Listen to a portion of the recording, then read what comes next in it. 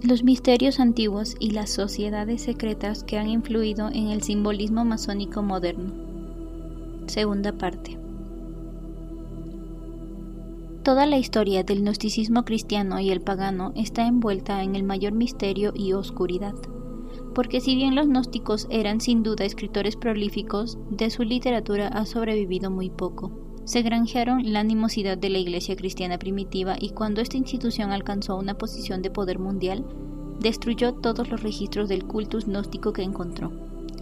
La palabra gnóstico procede del griego gnosis, que significa conocimiento. Los miembros de la orden decían que estaban familiarizados con las doctrinas secretas del cristianismo primitivo. Interpretaban los misterios cristianos según el simbolismo pagano.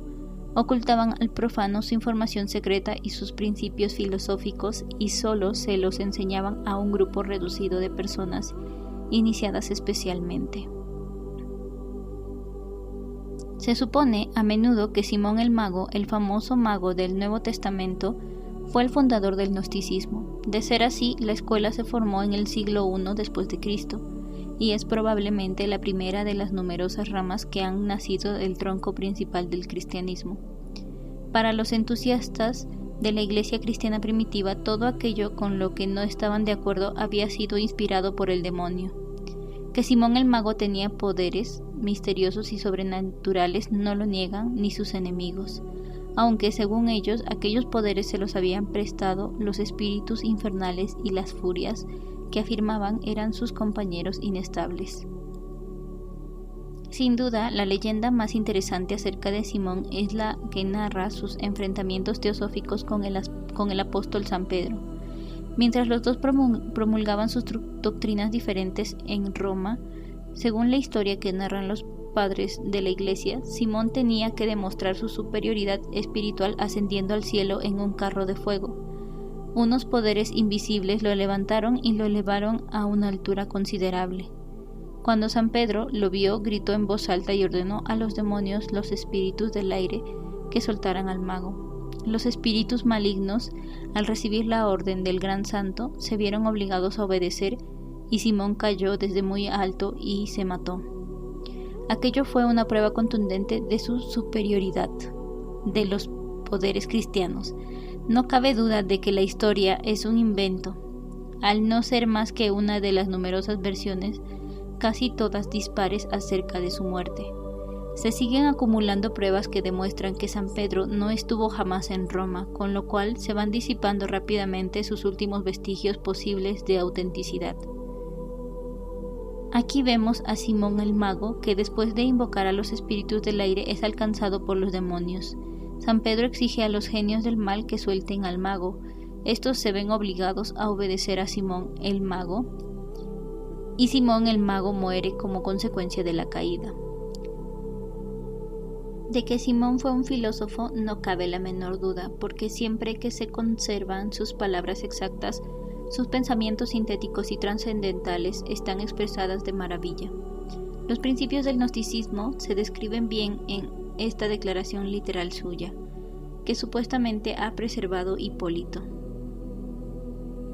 A vosotros, por consiguiente, digo lo que digo y escribo lo que escribo. Y lo que escribo es lo siguiente: de los eones universales hay dos brotes, sin principio ni fin, que salen de una sola raíz, que es el poder invisible, el silencio inaprensible. De estos brotes uno se manifiesta desde arriba, es el gran poder, la gran mente universal, de que todo lo ordena, masculino, y el otro, desde abajo, es el gran pensamiento, femenino, que todo lo produce. Por consiguiente, ambos al emparejarse se unen y manifiestan la distancia media, el aire incomprensible sin principio ni fin, en la cual está el Padre que sostiene todas las cosas y alimenta aquellas cosas que tienen principio y fin. Con esto hemos de entender que la manifestación es el resultado de un principio positivo y uno negativo, que actúan el uno sobre el otro y que se produce en el pleno medio o punto de equilibrio llamado pleroma. Este pleroma es una sustancia especial que se produce como consecuencia de la combinación de eones espirituales y materiales. Del pleroma se diferencia el demiurgo, el mortal inmortal, ante lo cual somos responsables por nuestra existencia física y los sufrimientos que debemos padecer en relación con ella. Según el sistema gnóstico, del Uno Eterno emanaban 3 parejas de opuestos, llamadas sisigias, que sumadas a él formaban un total de 7. Los 6, las 3 parejas de eones, principios divinos, vivos, fueron descritos por Simón en los Philosophumena de la siguiente manera. Los 2 primeros eran la mente y el pensamiento. Después venían la voz y su opuesto, el nombre, y por último la razón y la reflexión. De esos 6 elementos primigenios, unidos con la llama eterna, salieron los eones, ángeles que formaron los mundos inferiores, siguiendo las indicaciones del demiurgo. Ahora vamos a referirnos a la manera en que el gnosticismo primitivo de Simón el Mago y Menandro, su discípulo, fue ampliado y a menudo distorsionado por los adeptos posteriores al culto. La escuela del gnosticismo se dividió en 2 partes fundamentales, llamadas habitualmente el culto sirio y el culto alejandrino. Esas escuelas coincidían en lo fundamental, pero la segunda se inclinaba más hacia el panteísmo, mientras que la primera era dualista. Mientras que el culto sirio era en gran medida simoniano, la escuela alejandrina brotó de las deducciones filosóficas de un cristiano egipcio muy inteligente, llamado Basílides, que, según decía, había recibido instrucciones del apóstol San Mateo. Al igual que Simón el Mago, era emanacionista con inclinaciones neoplatónicas. De hecho, todo el misterio gnóstico se basa en la hipótesis de las emanaciones como relación lógica entre 2 opuestos irreconciliables, el espíritu absoluto y la sustancia absoluta, que según los gnósticos coexistían en la eternidad. Algunos afirman que Basílides fue el verdadero fundador del gnosticismo, aunque existen muchas pruebas de que Simón el Mago estableció sus principios fundamentales en el siglo anterior.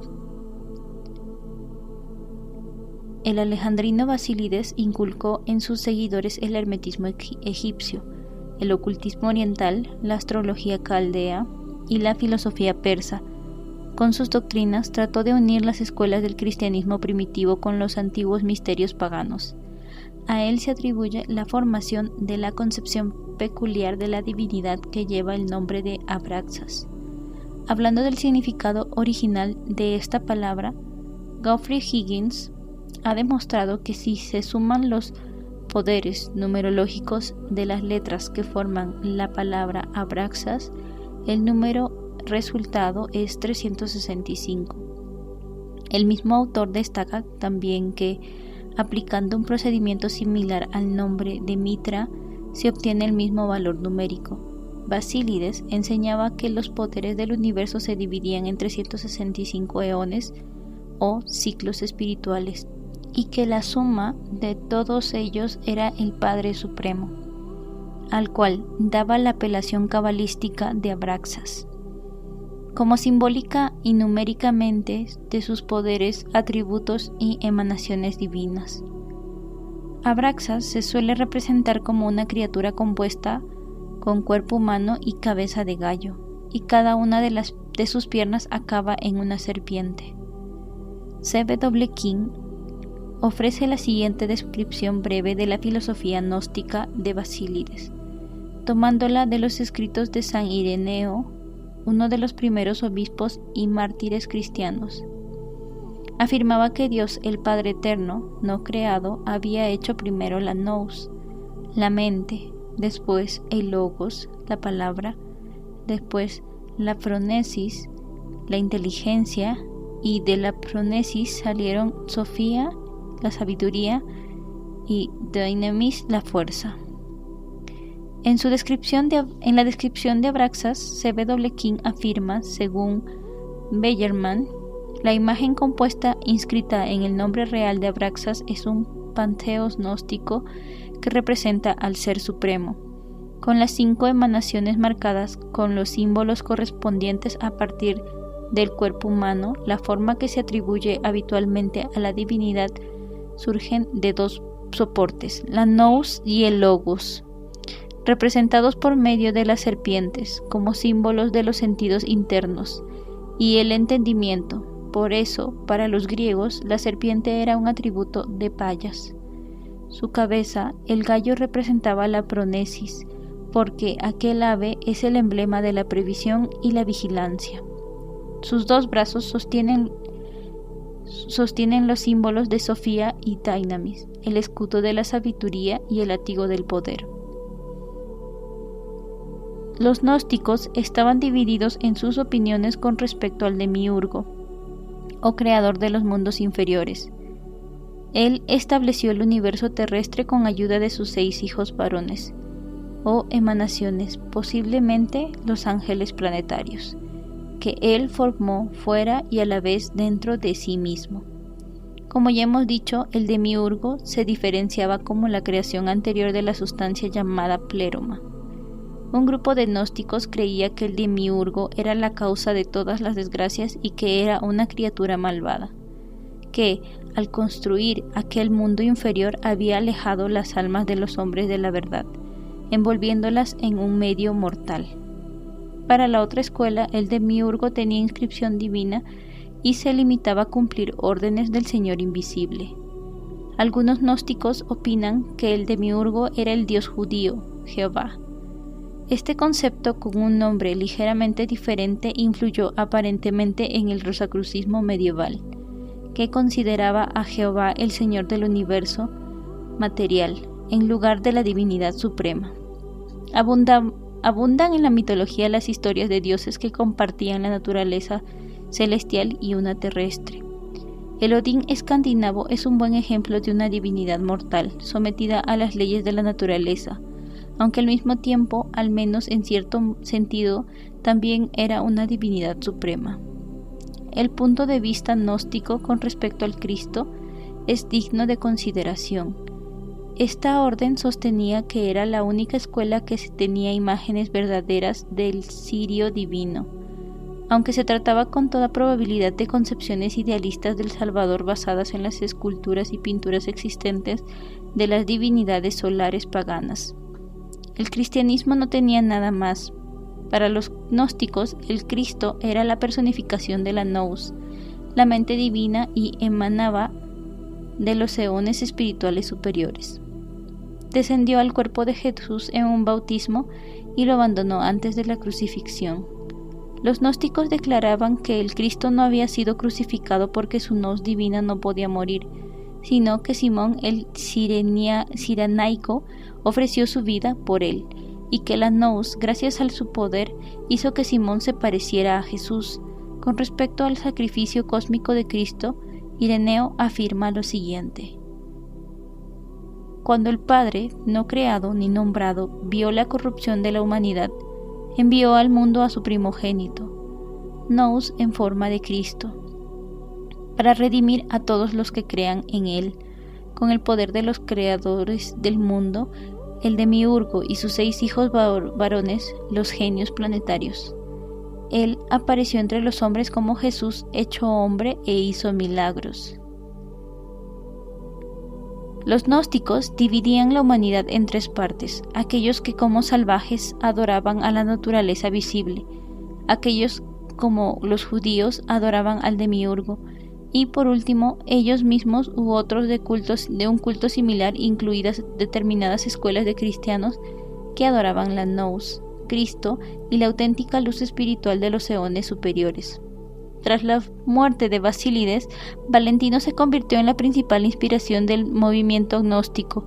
Complicó aún más el sistema de la filosofía gnóstica, añadiéndole infinidad de detalles. Incrementó la cantidad de emanaciones del gran uno, el abismo, a 15 parejas, y también hizo mucho hincapié en la Virgen Sofía, o la sabiduría. En los libros del Salvador parte de los cuales se conocen habitualmente como la Pistis Sophia, se puede encontrar bastante material relacionado con la extraña doctrina de los eones y sus peculiares habitantes. James Freeman Clarke, refiriéndose a las doctrinas de los gnósticos, dice lo siguiente: estas doctrinas, por extrañas que nos parezcan, tuvieron amplia influencia en la Iglesia cristiana. Muchas de las teorías de los antiguos gnósticos, en particular las relacionadas con cuestiones científicas, han sido corroboradas por la investigación moderna. Del tronco principal del gnosticismo se ramificaron varias escuelas como los valentinianos, los ofitas, adoradores de serpiente, y los adamitas. A partir del siglo III su poder decayó y los gnósticos prácticamente desaparecieron del mundo filosófico. En la Edad Media intentaron resucitar los principios del gnosticismo, pero debido a la destrucción de sus documentos no pudieron conseguir el material necesario. Todavía existen muestras de la filosofía gnóstica en el mundo moderno, pero llevan otros nombres y su verdadero origen ni siquiera se sospecha. En realidad, muchos de los conceptos gnósticos se han incorporado a las dogmas de la Iglesia cristiana, y nuestras interpretaciones más recientes del cristianismo a menudo siguen las líneas del emanacionismo gnóstico. Los misterios de Userheb. La identidad de Serapis, greco-egipcio, al que los griegos conocían como Serapis y los egipcios como Userheb, está envuelta en un velo de misterio impenetrable. Aunque esta divinidad era una figura conocida entre los símbolos de los ritos secretos de iniciación egipcio, su naturaleza arcana solo se revela a aquellos que habían cumplido los requisitos de su culto. Por consiguiente, lo más probable era que, salvo los sacerdotes iniciados, ni los propios egipcios conocieran su verdadero carácter. No se tiene constancia de que exista ninguna versión auténtica de los ritos de Serapis, si bien un análisis de la divinidad y los símbolos que la acompañan revela sus puntos más destacados. En un oráculo entregado al rey de Chipre, Serapis se describe a sí mismo con estas palabras: «Soy un dios como el que os enseñó. Tengo el cielo estrellado por la cabeza y por tronco el mar. La tierra me sirve de pies, los oídos de conducto de aires, y los rayos de sol brillantes son mis ojos». Se han hecho varios intentos infructuosos de averiguar la etimología de la palabra Serapis. Geoffrey Higgins destaca que Soros era el nombre que daban los egipcios a un ataúd de piedra y Apis era la encarnación de Osiris en el toro sagrado. Al combinarse las dos palabras, el resultado era Soros Apis o Sorapis, la tumba del toro. Sin embargo, es poco probable que los egipcios adoraran un ataúd con forma de hombre. Varios autores antiguos, incluido Macrobio, habían afirmado que Serapis era el nombre del sol, porque su imagen a menudo tenía un halo de luz en torno a la cabeza. Juliano habla del dios con estas palabras: un Júpiter, un Plutón, un sol es Serapis. En hebreo, Serapis se dice Sarap, que significa brillar. Por este motivo, los judíos designaban así a una de sus jerarquías de seres espirituales, los serafín. Sin embargo, la teoría más común sobre el origen del nombre Serapis es aquella que la considera una derivación de la combinación Osiris-Apis. Hubo una época en la que los egipcios creían que los muertos eran absorbidos en la naturaleza de Osiris, el dios de los muertos. Aunque existe una similitud notoria entre Osiris y Apis y Serapis, la teoría propuesta por los egiptólogos de que Serapis no es más que un nombre dado a Apis, el toro sagrado de Egipto después de muerto, resulta insostenible si tenemos en cuenta la sabiduría trascendente de los sacerdotes egipcios, que con toda probabilidad usaban al dios para simbolizar el alma del mundo. El cuerpo material de la naturaleza se llama Apis, y el alma que escapaba del cuerpo al morir, pero estaba encerrada con la forma durante la vida física, se denominaba Serapi. C.W. King opina que Serapis era una divinidad de extracción brahmánica y que su nombre es la forma helenizada de Serada o Sripa. dos tipos que se atribuyen a Yama, el dios hindú de la muerte. Parece razonable, sobre todo porque hay una leyenda según la cual Serapis, en forma de toro, fue transportado por Baco de India a Egipto. La prioridad de los misterios hindúes confirma aún más esta teoría. Se sugiere otros significados de la palabra Serapis como el toro sagrado, el sol en Tauro, el alma de Osiris, la serpiente sagrada y la retirada del toro. Esta última apelación hace referencia a la ceremonia de ahogar al lápiz sagrado en aguas del Nilo cada 25 años. Hay bastantes pruebas de que la famosa estatua de Serapis que había en el Serapeum de Alejandría al principio había sido objeto de culto con otro nombre en Sinope, y desde allí fue llevada a Alejandría. También hay una leyenda que cuenta que Serapis fue uno de los primeros reyes egipcios a quien debían los cimientos de su poderío filosófico y científico, y que después de su muerte fue elevado a la categoría de Dios, según Filarco. La palabra Serapis significa el poder que dispuso el universo en el maravilloso orden actual. En su Isis y Osiris, Plutarco ofrece la siguiente versión sobre el origen de la espléndida estatua de Serapis que se alcanza a ver en el Serapeum de Alejandría. Cuando era faraón de Egipto, Ptolomeo Soter tuvo un sueño extraño en el cual veía una estatua enorme que cobraba vida y ordenaba al faraón que la llevase a Alejandría lo más rápido posible. Ptolomeo Soter, que desconocía el paradero de la estatua, quedó totalmente desconcertado porque no sabía cómo averiguarlo. Mientras el faraón relataba su sueño, se presentó un gran viajero de nombre Sosibio y declaró que había visto una imagen semejante en Sinope. El faraón envió de inmediato a Sóteles y Dionisio para que negociaran el traslado de la figura a Alejandría. Transcurrieron 3 años antes de que finalmente la consiguieran, y los emisarios del faraón acabaron robándola para disimular el robo, difundieron la historia de que la estatua había cobrado vida, había recorrido la calle que pasaba por su templo y había subido a bordo al barco que estaba preparado para transportarla a Alejandría. A su llegada a Egipto, llevaron a la figura ante 2 iniciados egipcios, Timoteo el Eumolpita y Manetón de Sobénitos, que de inmediato anunciaron que se trataba de Serapis. Entonces, los sacerdotes declararon que era equivalente a Plutón. Esto contribuyó un golpe maestro, porque en Serapis los griegos y los egipcios hallaban una divinidad común, con la cual se pudo consumar la unidad religiosa de las 2 naciones. A menudo se muestra a Serapis de pie sobre el lomo del cocodrilo sagrado, con una regla en la mano izquierda para medir las inundaciones del Nilo y en la derecha un curioso emblema que consiste en un animal de 3 cabezas.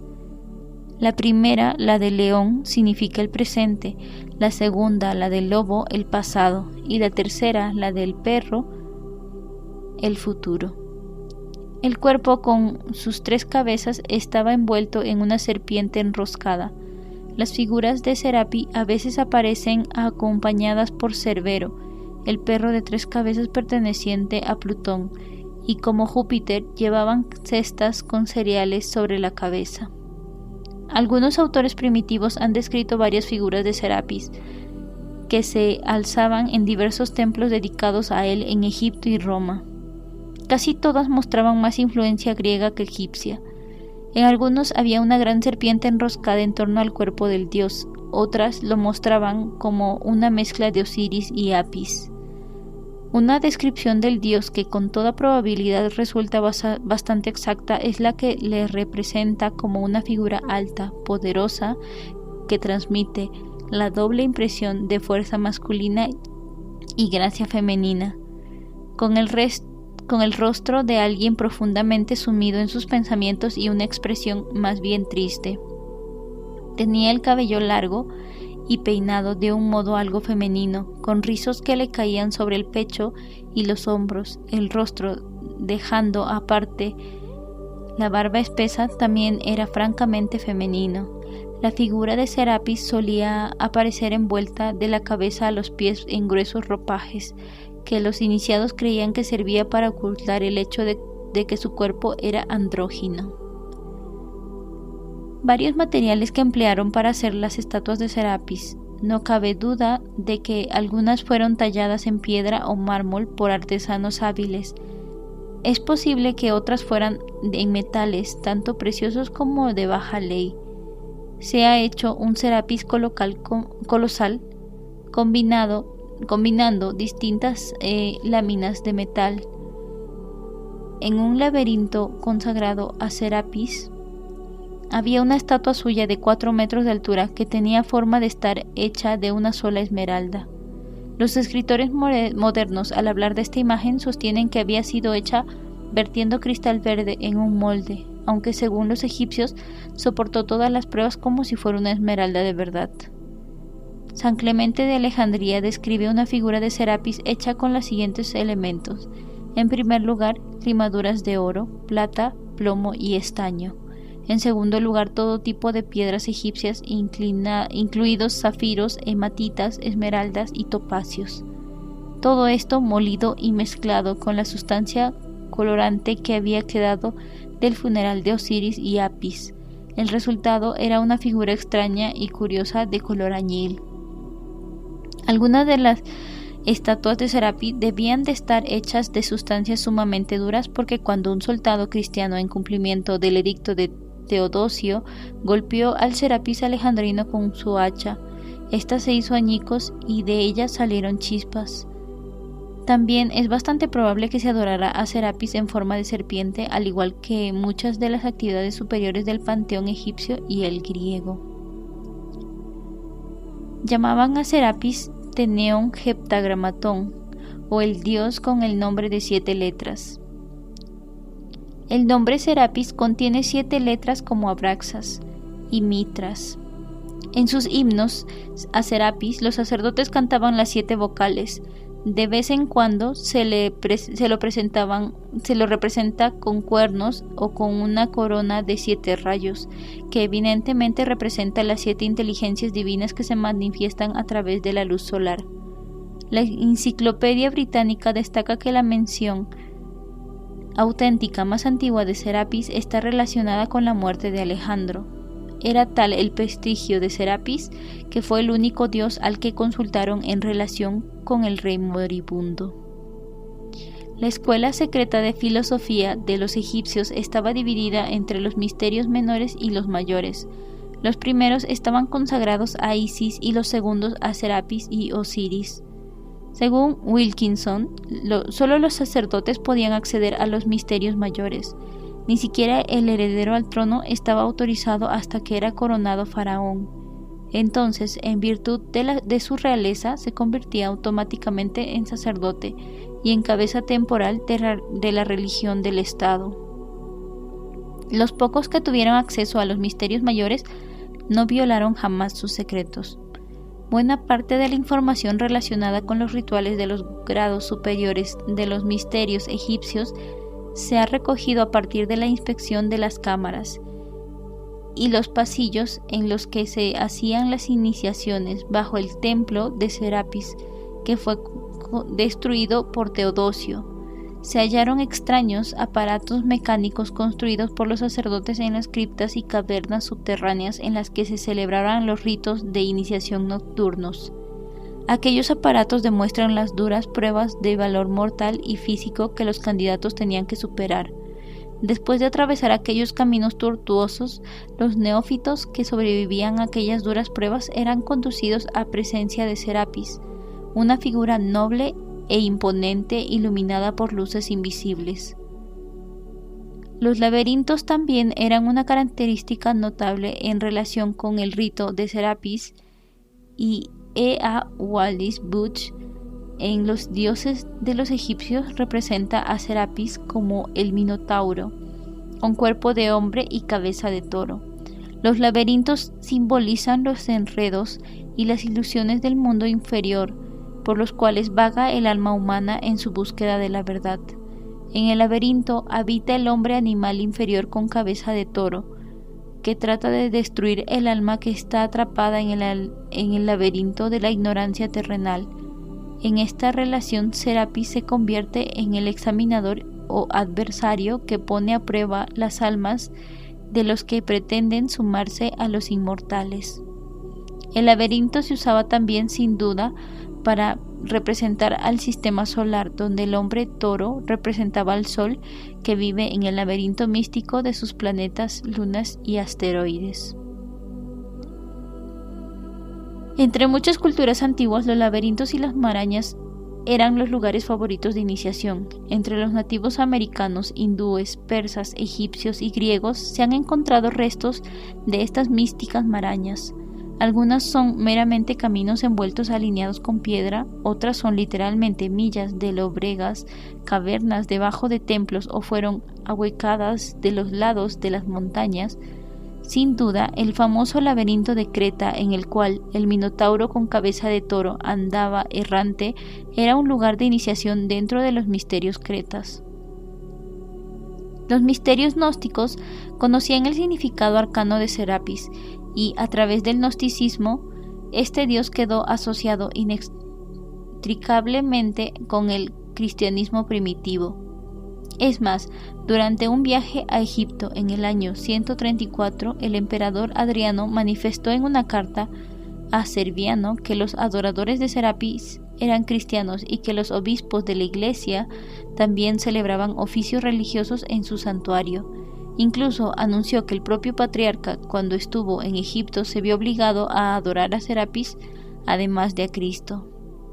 La insospechada importancia de Serapis como prototipo de Cristo se aprecia mejor después de analizar el siguiente extracto del libro de C.W. King, que dice: «No cabe duda de que la cabeza de Serapis, cuyo rostro manifiesta una majestuosidad grave y meditabunda, proporcionó la idea inicial para realizar los retratos convencionales del Redentor.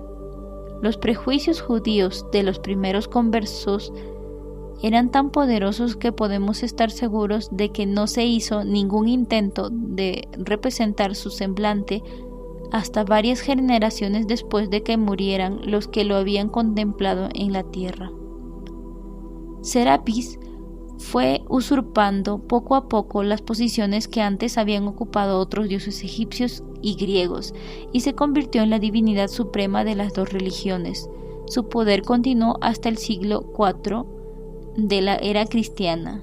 En el año 385, Teodosio, futuro exterminador de la filosofía pagana, publicó su memorable edicto de ídolo de Serapis diruendo, cuando, en cumplimiento de esta orden, los soldados cristianos entraron en el Serapeum de Alejandría para destruir la imagen de Serapis, que llevaba siglos ahí. Su veneración por el dios era tan grande que no se atrevían a tocarla por temor a que la tierra se abriera bajo sus pies y los tragara. Al final, venciendo su temor, echaron por tierra la estatua, saquearon el edificio y, por último, como digno punto culminante de aquel ataque, quemaron la magnífica biblioteca situada en los majestuosos aposentos de Serapeum. Varios escritores han registrado el hecho sorprendente de que se hallaron símbolos cristianos entre las ruinas de los cimientos de aquel templo pagano. Sócrates, un historiador de la Iglesia del siglo V, declaró que después de que los piadosos cristianos arrasaron el Serapeum de Alejandría y dispersaran los demonios que vivían allí disfrazados de dioses, encontraron bajo los cimientos el monograma de Cristo. Dos cifras confirmarían aún más la relación entre los misterios de Serapis y los otros pueblos antiguos. La primera procede de El lenguaje simbólico del arte y la mitología antigua de Richard Payne. Por consiguiente, Varrón, en la lengua latina, dice que Coelum y Terra, es decir, la mente universal y el cuerpo productivo, eran los grandes dioses de los misterios de Somatracia y que coinciden con el Serapis y la Isis de los egipcios posteriores, el Taustos y la Astarte de los fenicios y el Saturno y la Ops de los romanos. La segunda cita está tomada de moral y dogma del rito escocés antiguo y aceptado de Albert Pike. A vos, dice Marciano Capella en su himno al sol, los habitantes del Nilo os adoran como Serapis y Menfis, os venera como Osiris. En los ritos sagrados de Persia sois Mitra, en Frigia, Atis, Libia se inclina ante vos como Amón, y la Biblos Fenicia como Adonis, de modo que el mundo entero os adora con nombres diferentes. Los misterios odínicos. La fecha en que se fundaron los misterios odínicos es incierta. Algunos autores declaran que se establecieron en el siglo I a.C. y otros en el siglo I después de Cristo. Robin McCoy, del grado 33, de la siguiente descripción de su origen. Se deduce de las crónicas septentrionales que el siglo I de la era cristiana, Sige, el jefe de la tribu asiática de Aser, emigró al mar Caspio y el Cáucaso hacia el norte de Europa. Dirigió el rumbo hacia el noreste desde el Mar Negro en dirección a Rusia, donde, según la tradición, colocó uno de sus hijos como gobernante, como dicen que había hecho con los sajones y los francos. A continuación, atravesó Cimbria en dirección a Dinamarca, donde puso como soberano a su quinto hijo, Skjold, y se trasladó a Suecia, donde gobernaba entonces Gilf, que rindió pleitesía a aquel forastero extraordinario y fue iniciado en sus misterios. No tardó en convertirse allí en señor. Levantó Signatuna como capital de su imperio. Promulgó un nuevo código y estableció los misterios sagrados. Él mismo asumió el nombre de Odín. Fundó el clero de los 12 Drotar, druidas, que se encargaban del culto secreto y la administración de la justicia, y como profetas revelaban el futuro. Los ritos secretos de aquellos misterios festejaban la muerte del hermoso y encantador Balder y representaban la pena de los dioses y los hombres ante su muerte y su vuelta a la vida. Después de su muerte, el Odín histórico fue deificado y su identidad se fundió con la del Odín mitológico, el dios de la sabiduría cuyo culto había promulgado. Entonces el odinismo sustituyó al culto a Thor, el dios del trueno, la divinidad suprema del antiguo panteón escandinavo. También se puede ver el túmulo en el cual, según la leyenda, fue enterrado el rey Odín, cerca del lugar donde está situado su gran templo en Uppsala. Los 12 Drotar que presidían los misterios odínicos personificaban evidentemente los 12 nombres sagrados e inefables de Odín. Los rituales de los misterios odínicos eran muy similares a los de los griegos, los persas y los brahmanes, en los cuales se basaban. Los Drotar, que simbolizaban los signos del zodiaco, eran los custodios de las artes y las ciencias y las revelaban a aquellos que superaban las pruebas de iniciación. Al igual que muchos otros cultos paganos, los misterios odínicos como institución fueron destruidas por el cristianismo, aunque la causa fundamental de su decadencia fue la corrupción del clero. La mitología es casi siempre el ritual y el simbolismo de una escuela mistérica. En pocas palabras, el drama sagrado que consistía a la base de los misterios odínicos es el siguiente. Al Creador supremo e invisible de todas las cosas lo llamaban el Padre Supremo. Su regente en la naturaleza era Odín, el dios de un solo ojo, como Quetzalcóatl. Odín fue elevado a la dignidad de la divinidad suprema. Según los Trotar, el universo se formó a partir del cuerpo de Ymir, el gigante de la escarcha.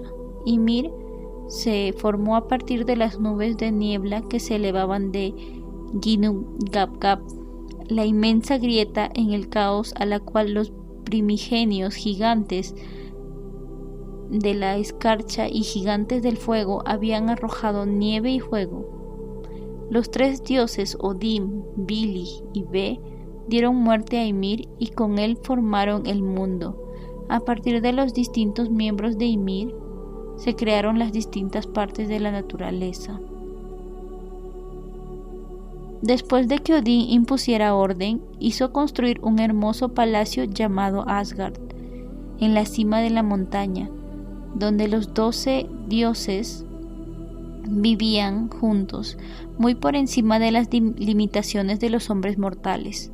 En aquella montaña también estaba el Valhalla, el palacio de los fallecidos, donde todos aquellos que habían tenido una muerte heroica luchaban y se daban festines día tras día. Por la noche sus heridas curaban y el jabalí cuya carne comían se renovaba con la misma rapidez con la que lo consumían. Balder, el hermoso, el Cristo escandinavo, era el hijo bien amado de Odín. Balder no era guerrero, su espíritu era amable y encantador. Llevó paz y alegría a los corazones de los dioses y todos lo querían menos uno.